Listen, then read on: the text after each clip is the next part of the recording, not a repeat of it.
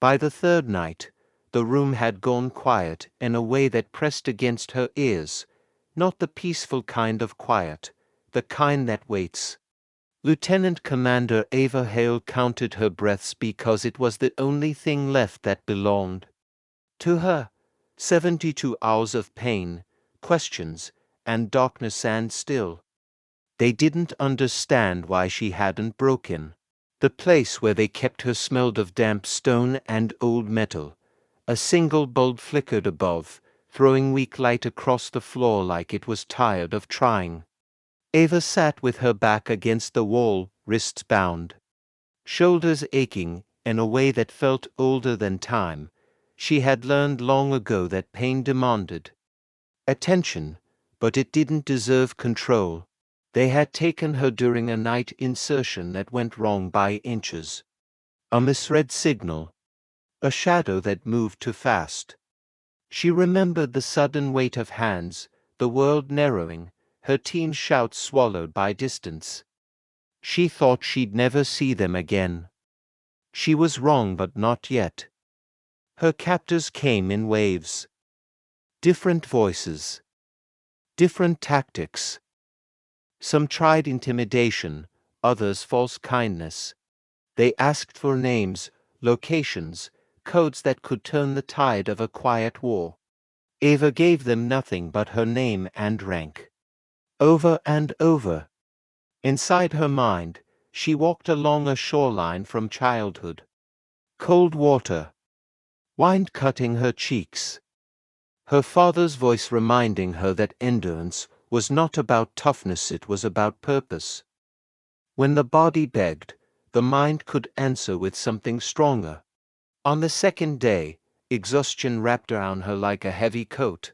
Time blurred.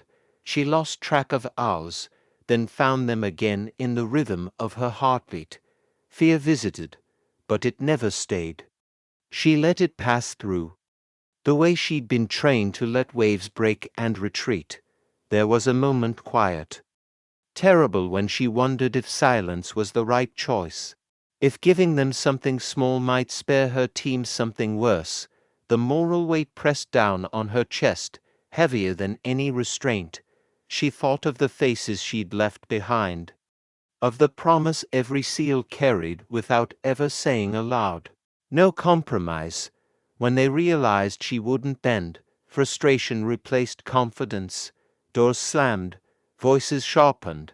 Somewhere beyond the walls, machinery hummed, indifferent. Ava focused on the tiny details, the flicker of the bulb, the scrape of a chair anchoring herself to the present. Control the controllable. Breathe. On the third night, the leader came. He studied her like a puzzle he couldn't solve. Everyone breaks, he said softly, as if sharing a secret. You're no different. Ava lifted her head, meeting his gaze. Her voice was hoarse but steady. You're wrong. He smiled then. Thin and certain.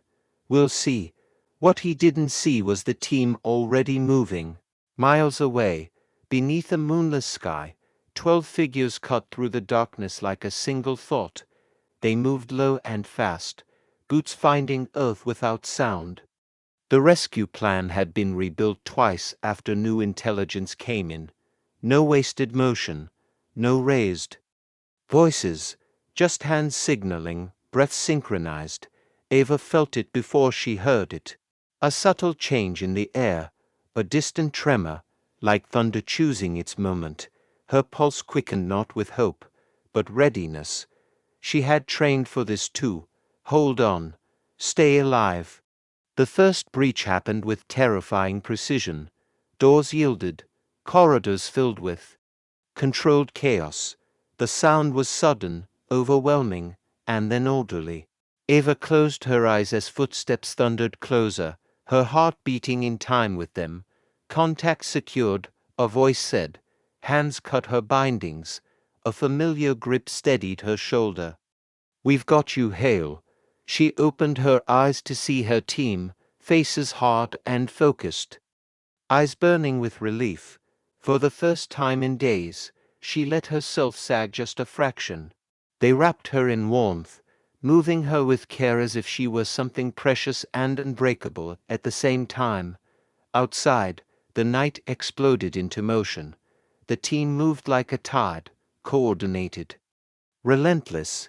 Each member knew their place, their role, their reason. Eva watched from the edge of consciousness as the compound fell silent behind them. Fear replaced by disbelief. When the helicopter lifted, the wind rushed over her face, cool and clean. She breathed deeply, filling her lungs like she was relearning how. Someone pressed a canteen to her lips. Water never tasted so alive. Back at base, dawn crept in slowly. Pale light washing over concrete and steel. Medics worked quietly. Command gathered at a distance, their usual certainty softened by awe. Eva sat wrapped in a blanket, hands trembling now that she no longer had to be still. A young officer approached, eyes wide. 72 hours, he whispered. How did you?